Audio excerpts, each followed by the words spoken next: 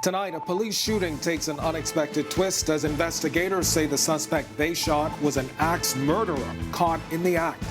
That violent murder and police-involved shooting leaving community residents shaken. We'll tell you how the relatively quiet area has been marred by this latest killing. Then at 7:30, investigators probing a late-night shooting in Arawak Cay. Hear from vendors now concerned about the potential fallout. And later, schools out. Teachers and administrative staff at Thelma Gibson Primary School stage a sick-out, protesting the principal. Our News at 7 starts now.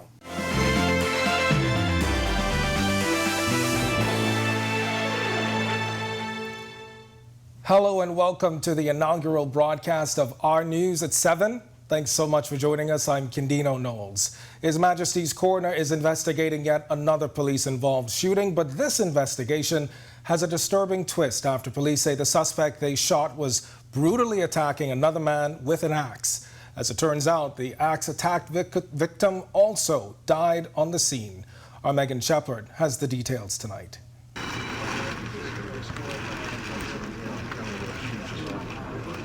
Two men are dead tonight after a violent altercation believed to have been sparked after a night of drinking turned deadly.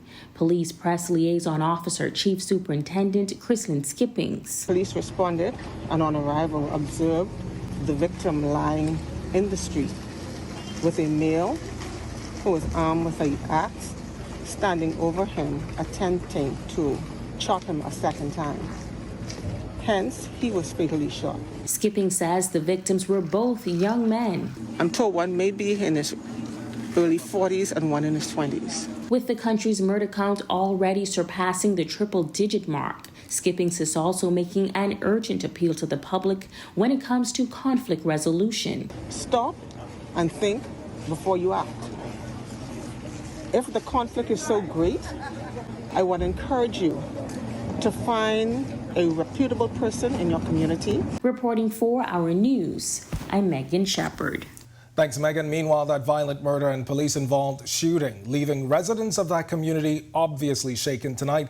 One woman who wished to remain anonymous did speak with reporters last night, saying the community is usually quiet. Everybody's friendly with one another and everything. The only thing that happens on here is everybody be drinking. Not everybody, but the guys who do be drinking and stuff that they tend to get, real drunk. They'll row with one another, but don't be nothing in excess, like where they fight and carry on. The woman also telling reporters she was in her kitchen when she realized police were on her street. So when I went outside, several persons told me that the two fellas had altercation, that they was drinking. And one shot the next one, and the soon as the police came through, the police just shoot. They didn't ask no questions or tell the fella put whatever he had in his hand down or nothing like that, they just shoot. And police are also investigating another murder on Arawak Cay. The early morning incident on Sunday now has one vendor saying he's concerned about its potential impact on businesses. Berthany McDermott has the latest from investigators in a full report coming up in Our News at 7:30. Meanwhile, 5 men, including a teen, were arrested and taken to court for allegedly violating their bail conditions. The men, whose ages range from 19 to 56 years old, were arraigned in the magistrate's court last week, charged with failing to charge their ankle monitoring devices and failing to adhere to their curfews. Police tell us the men are being monitored after charges of murder, attempted murder, armed robbery, and attempted armed robbery. Last month, Police Commissioner Clayton Fernando promising a crackdown on bail violators. During that September 20th press conference, Fernando revealing police had charged 38 people for breaching their bail conditions. Well, a man who admitted to robbing a woman as she left a store in the Harbor Shopping Center has been granted bail pending his sentencing. 20-year-old Michael Pratt pleaded guilty to robbing Sabrina Knowles of $800 cash, a Julian Burke and Gucci bag and wallet, and an iPhone Pro on September 28th. Senior Magistrate Darren Roll Davis is expected to sentence Pratt for his crime on November 11th. Meanwhile, Pratt's co-defendants, Howard Carey and Ombre Moss, are expected to be tried on November 15th and 16th. The same men are accused of snatching a tourist's bag while at the Westridge Shopping Center. Both men deny those charges. Carey was granted $3,000 bail, while Pratt was placed on $5,000 bail. Both men now have to wear ankle bracelets as a condition of their release. Moss, who was already on bail for multiple offenses, was denied bail in the case. Well, a day after more than 80% of flight attendants called in sick, Bahamasair operations have resumed. The industrial action causing major headaches for travelers as it forced delays and flight cancellations. Well, today, Bahamasair Managing Director Tracy Cooper saying they're doing all they can to ensure it doesn't happen again. We had, out of the rostered flight attendants, we had around 80% of them not showing up to work or were at work and ran home sick. That's the managing director of Bahamasair, Tracy Cooper, confirming that the move by flight attendants cost the airline thousands of dollars. Flights affected by the industrial action included Exuma, Freeport, Marsh Harbor, Miami, Fort Lauderdale, and Orlando. Some 1,800 passengers were impacted. He says the industrial action was unforeseen and unwarranted as the company is undergoing constructive conversation with the union. Overall, we just felt that with a few days of discussions, we could have come to a conclusion on the union matters. Cooper also noting that all passengers from Sunday's disrupted flights were accommodated today as extra flights were scheduled. He adds that a meeting was held between management and the union. Assurances were provided, and hopefully that we would not have any further interrupted services. Cooper says Bahamasair also provided distressed passengers with accommodations. And as for when that industrial agreement between Bahamasair and the union will be complete, one of the items requires additional review. So I'd like to say, hopefully within a week's time, hopefully we'll have pen to paper. All right, that report there from our Atalia Hall. It's time now for your first look at weather across the islands. And meteorologist Greg Thompson, he's standing by in the Weather Center. Good evening, Greg. Thanks, Gandino. First, we take a look at temperatures around the family of islands. It's pretty nice out there across the northwest Bahamas. 79 in Freeport, 82 over in Marsh Harbor, Abaco, 81 in Alistown, Bimini. We pick up at 86 there in Great Harbor Cay. Nicholstown, 82 here in the capital at 81, 82 also in that's Governor's Harbor. Into the central Bahamas, also in the low to mid 80s, 83 in Kemps Bay, Arthurstown, Cat Island, 84, 81 in Coburn Town, San Salvador. Georgetown, a little warmer at 85. Down in Deadman's Key, 84 degrees. And into the southeast Bahamas, a little more clouds down there, so temperatures basically in the mid 80s, 85 in Duncantown, Ragged Island. We pick up 83 in Colonel Hill, Crooked Island. A pair of 84s in Delectable Bay and Abrams Bay. Matthewtown, Inagua, 83. And our neighbors to the southeast, Turks and Caicos Islands, you are currently at 86. Satellite view, we have a frontal boundary that's hanging out across the central Bahamas. A lot of clouds associated with that pushing down towards the southeast Bahamas. A couple isolated showers and thunderstorms associated with that frontal boundary. But behind that, we have a dry air mass that's going to be introducing some very nice conditions across the northwest Bahamas. Eventually, that will be moving into the central Bahamas later on tonight and into tomorrow. So more clouds expected across the southeast Bahamas by tomorrow afternoon. That's your first look at weather. Stay with us. We'll tell you more about your extended forecast later on. Still to come on our news, improved transparency in procurement, how a new system is designed to get it done. Plus, a major injection into roadworks and infrastructure on Exuma. And at 7:30, a man on bail for murder and attempted murder is back behind bars. We'll tell you why. It's all coming up when our news returns.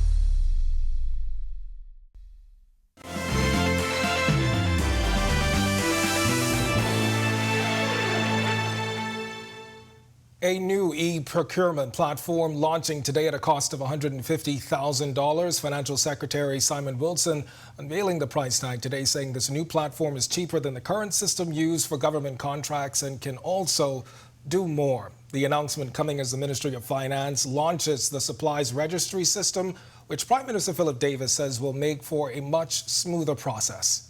Procurement will necessarily be affected by our transformative codependent policy advances that require amendments to the Public Financial Management Act, the Public Procurement Act, and the Fiscal Responsibility Act.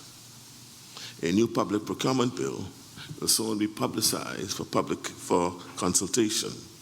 Go bonfire is a necessary change in that process. The current public procurement legislation is crafted to create a more transparent process for how ministries, departments, and other agencies enter contracts and expend public funds. Wilson says the new platform positions government to implement first-class procurement legislation. It gives the business community ability to go in the procurement process, know it's fair. It's all automated, so there's no human intervention. They remember what day to open, pre-qualifications, all automated. So it's very, very best in class. Roadworks continue in Exuma thanks to a public-private partnership, including the Bahamas Striping Group of Companies and Cygnus Investment Limited. It's a Jamaican-based company that has invested $25 million into the partnership.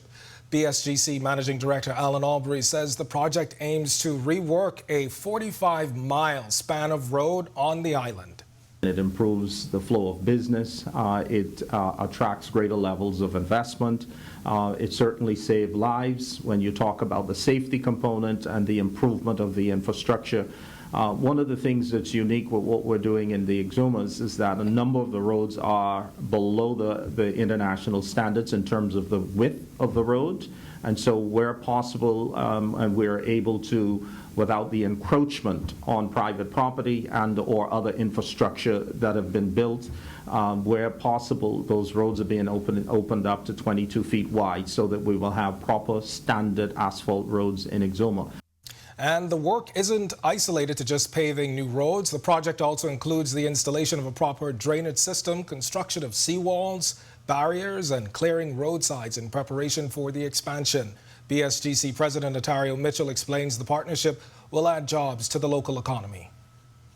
Well, in the next couple of weeks, we will be signing up to $2 million worth of subcontracts. That's from anywhere from well drilling, seawalls, sidewalks, and bridge clearing as well.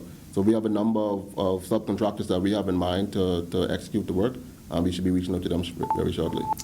Well, we are all at some point attached to our mobile devices, and for communities across the island, getting free Wi-Fi at parks across the island makes it easy to access the internet just about anywhere. But Jamila Missick is telling us in this next report that not everyone is going to use the service for good. Hundreds of residents can now access free Wi-Fi at several parks across the island. Director of Information Security at Cable Group of Companies, Shakira Roll. Anyone with a device that wants to connect can connect. Now, while they want residents to take advantage of the free Wi-Fi, they say users must also be vigilant about the potential threat. So one of the first things I'd like to encourage them to do is use a virtual private network, which is a VPN. So what that does is it encrypts or makes the data that you're using as you use the different sites on the network. It makes it a little bit more secure. It's not readable to a possible hacker that may be lurking in the background. And next, I would advise that they ensure that their devices are secure. So if you're using a mobile phone or you come out here with your laptops, ensure that they have the latest antivirus software. Her advice is to also keep devices updated, which will add a layer of protection against hackers, as well as to use secure passwords. Make sure you're paying attention to the sites you're going to. There's a little lock that should be present in the top right-hand corner of any website that you go to. If that lock is not there, don't trust the site. So your banking apps, for example, do not go on your banking apps when you're connected to a public or free Wi-Fi. That is absolutely not recommended. Meanwhile, manager for the National Computer Incident Response Team, Sumitra McKinney, is stressing the importance of the physical security aspect as well. Children will be on the park longer, and we want to make sure that parents are aware where their children are, they're aware of the content they're using. We want to cut out the amount of time that your child can potentially use Wi-Fi on the park. Reporting for our news, I'm Jamila. When our news comes back from the break, the unofficial death toll from Hurricane Ian in Florida continues to climb. What responders have found so far. Plus, the purpose behind the Poppy, how one organization is taking care of our veterans. Plus, nearly 15 years ago, the United States President signed the Emergency Economic Stabilization Act. A look back in Today in History when our news returns.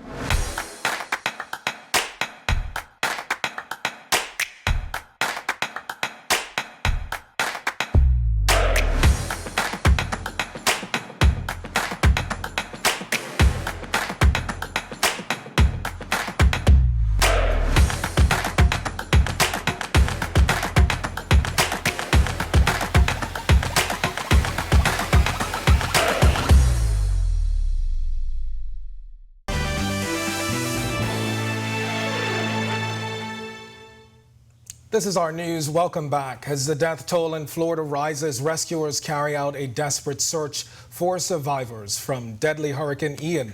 The unofficial death toll is around 80. More than half of those victims are from Lee County, where the Category 4 storm made landfall. President Joe Biden heads to the area on Wednesday. This as criticism mounts over advanced warnings to evacuate, issued less than 24 hours before Ian's landfall on September 27th. Nearby counties were evacuating a day before that. The Sheriff's Department is on record standing by its decision. I've directed that every possible action be taken to save lives and get help to survivors, because every single minute counts. It's not just a crisis for Florida. This is an American crisis. We're all in this together, and I've spoken to Governor DeSantis on multiple occasions, as well as this morning, and as well as mayors and county officials, both Republican and Democrat, from the places most affected. Ian is already shaping up to be the deadliest hurricane in recent U.S. history. It pales in comparison to Hurricane Katrina in 2005. More than 500,000 people remain without power across the state. A police chief in Indonesia has been sacked. 9 officers suspended and 18 others are under investigation for their roles in a stampede at a football game where 125 people, including 32 children, were killed. Football fans reportedly died in the arms of players after police repeatedly fired tear gas at fans who invaded the pitch at the end of the match. More than 320 people were injured when supporters were trampled and suffocated trying to escape the tear gas. Police fired after fans of the home team ran onto the pitch when the match ended in a defeat to their rivals. Show fans were seen clambering over fences with eyewitness accounts of kids crying and women fainting. All matches in Indonesia are suspended pending a full investigation. Well, the Barbados Ministry of Health suspending daily publications of COVID-19 statistics dashboards. The daily updates ceased on Friday and are being replaced by twice monthly publications on COVID-19 statistics. The announcement came with a reminder to the public to exercise personal responsibility in light of the ongoing relaxation of COVID protocols. And growing violence and crime in Haiti, hampering UN humanitarian aid. That's according to a UN spokesman. There are nationwide protests sparked by doubling petrol prices and adding to the economic, political, security, and now humanitarian crisis there. Haiti's problems escalated last July after President Jovenel Moïse was assassinated and an earthquake struck a month later. Heavily armed violent gangs have taken over large areas of Port-au-Prince with regular kidnappings. A warehouse used by the UN World Food Program was recently looted and set on fire. The UN says it's ready to assist people in need across the country, whether due to the unrest or bad weather recently. But funding shortfalls and difficulties with logistics will likely make it difficult in the coming days. Still to come on news on this day in history, a landmark piece of evidence introduced in the murder trial of O.J. Simpson. Plus, how you can help the British Legion take care of our veterans and their widows. And then at 7:30, the Bahamas is open for business, how the Ministry of Tourism is taking the message to the world. That's coming up when our news returns.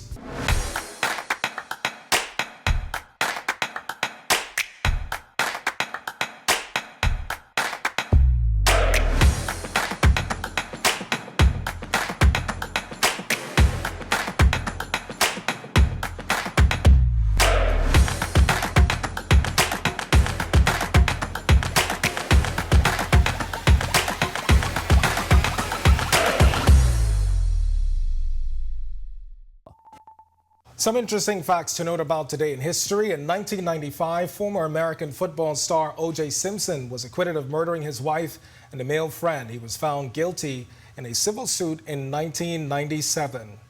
A 1995 file photo showed Simpson holding up his hands to the jury. Meanwhile, in 2008, United States President George W. Bush signed the Emergency Economic Stabilization Act. It came after the House of Representatives passed the $700 billion financial rescue legislation in Washington. And in 2013, the U.S. Capitol was placed on lockdown after gunshots were fired outside the building, injuring several people, including a law enforcement officer, a Senate aide, and a Capitol police officer. Rescue personnel were standing around a smashed U.S. Capitol Hill police vehicle following the incident.